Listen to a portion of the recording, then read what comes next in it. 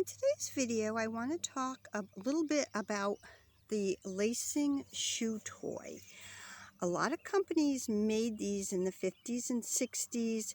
Um, the big heavy hitters, Playskool, Fisher-Price, Holgate.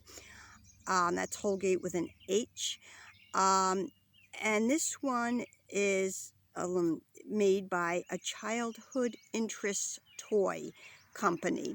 And I almost missed the branding, but if you look on the lady's skirt, you can see the branding. And this one is a lot smaller than the more popular brands. This is only about 4.5 by 5.5 inches, which is a smaller shoe. It's all wooden, except it does have a plastic bottom, and it's got really nice lithographs on it with the theme of the old lady who lived in the shoe with the too many kids, and she didn't know what to do.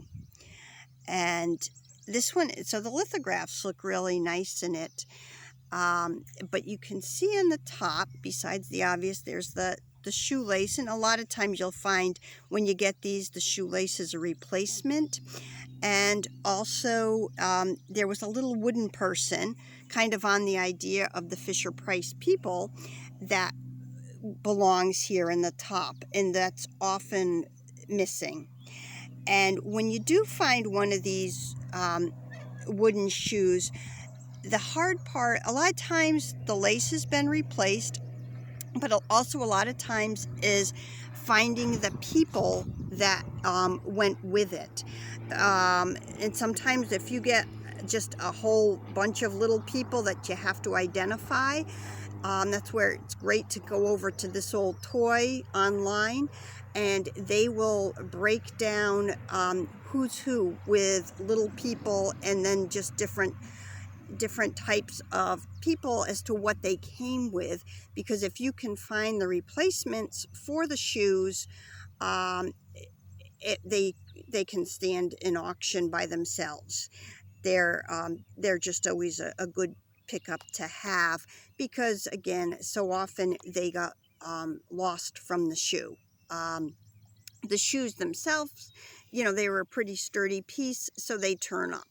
It's just usually they're empty as far as the laces and the people that went with them.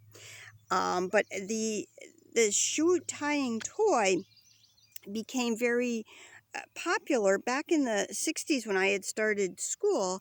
Shoes were mandatory, so that you had to know how to tie your shoes. For kindergarten, I was able to slip below the radar and just wear buckle shoes, because this was all pre-Velcro.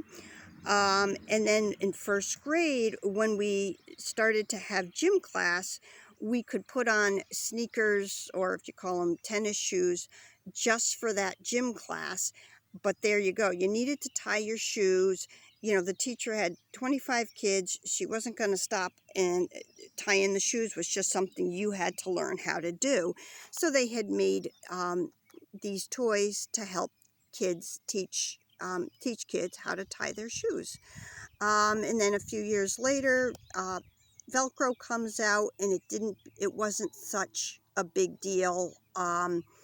Velcro and the slip-on shoes, etc., etc. So tying shoes wasn't quite the rite of passage as it was back in the 1960s, when I had started school. So anyways, I wanted to just show with you, this is a really cute shoe, and I just wanted to show it to you today and talk a little bit about the shoe tying toys. Thanks for stopping by.